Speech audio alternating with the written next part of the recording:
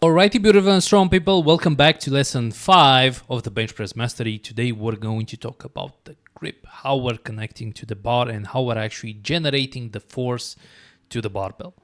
Now, why does the grip matter so much? Why can't we just grab the bar and off we go? Well, the grip is actually your only contact point with the barbell. So we've been going through the setup process. We've been going through the leg drive on how the leg drive is actually reinforcing the setup. We've been going through the wedging process, how we're actually connecting with the bar. We've been going through the unrack process, how we're actually pulling the bar out. Remember, we're not pushing the bar out, we're pulling the bar out.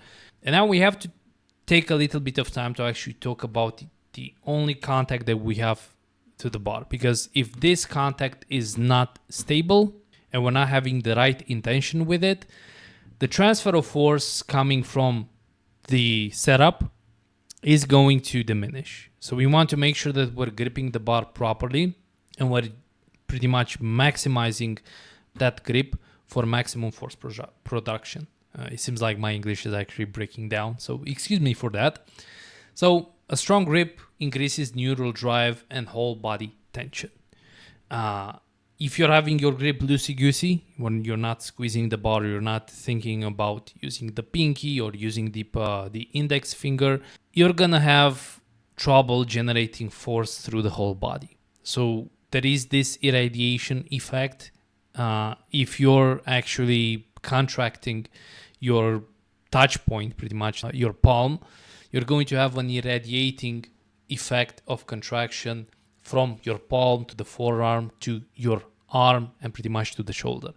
So making sure that you're not loose with your grip is going to matter a lot to that force production against the barbell.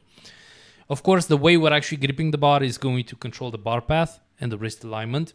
If we're gripping the bar in a certain manner, our bar path will actually replicate that way in which we're actually gripping. The wider we're actually grabbing the bar, the more we're going to tend to flare. The narrower we're actually gripping the bar, the more we're actually going to tend to tuck the elbows.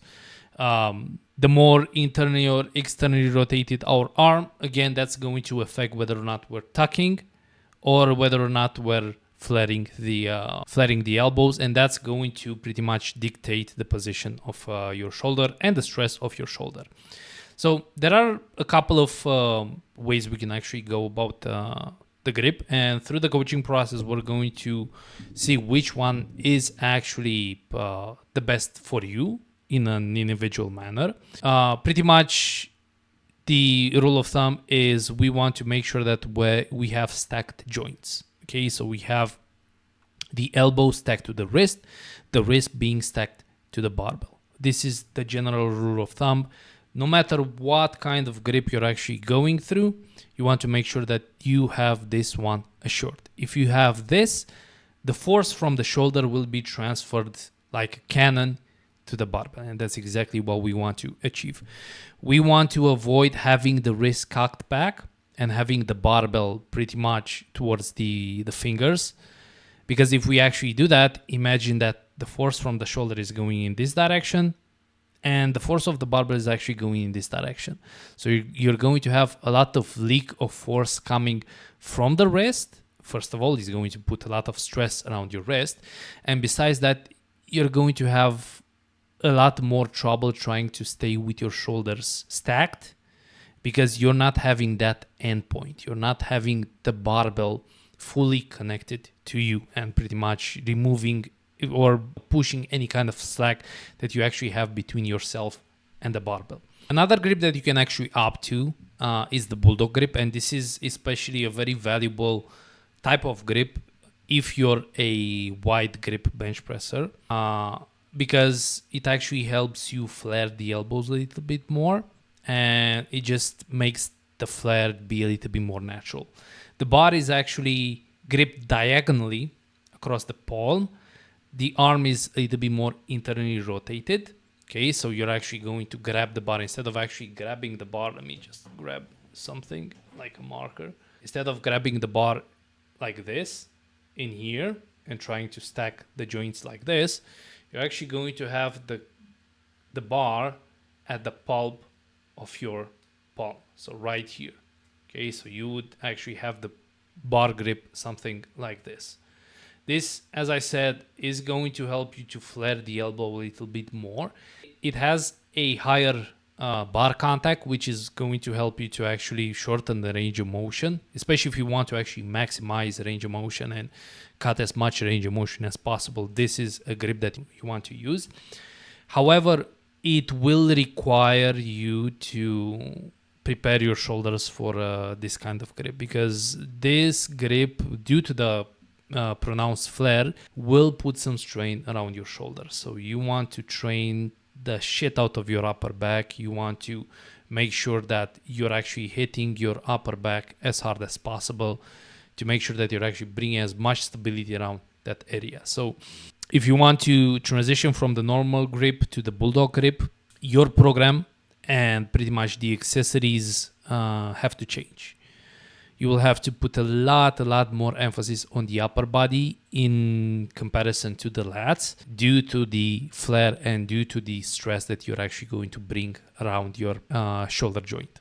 We can also take a look at the reverse grip, which is pretty much gripping the bar in reverse.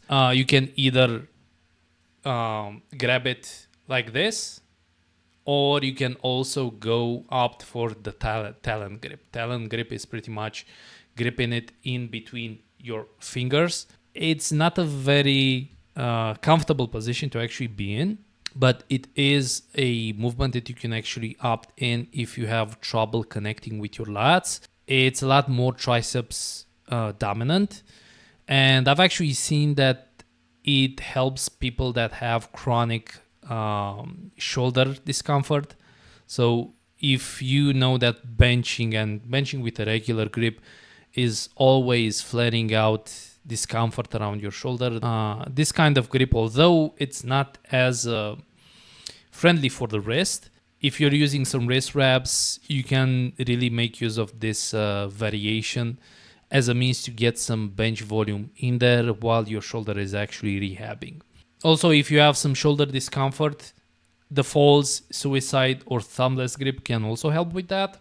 It is a little bit riskier, so you do want to make sure that from a loading perspective, you're not trying a max out. It's less stable. However, what's really cool about it is the fact that it actually helps you externally rotate your shoulder a little bit more, which makes that shoulder discomfort dissipate to some degree. So it is something you can actually consider if you have chronic discomfort around the shoulder. Both of these are actually very valuable. We can also look at narrow versus wide grip, which again, it affects the bar path and the load that the shoulder is actually taking. And of course, the emphasis on the triceps and on the chest.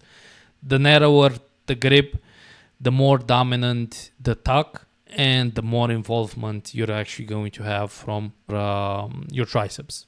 The wider the grip, the more stress is going to be on your shoulder and on your chest, and you're going to flare a little bit more.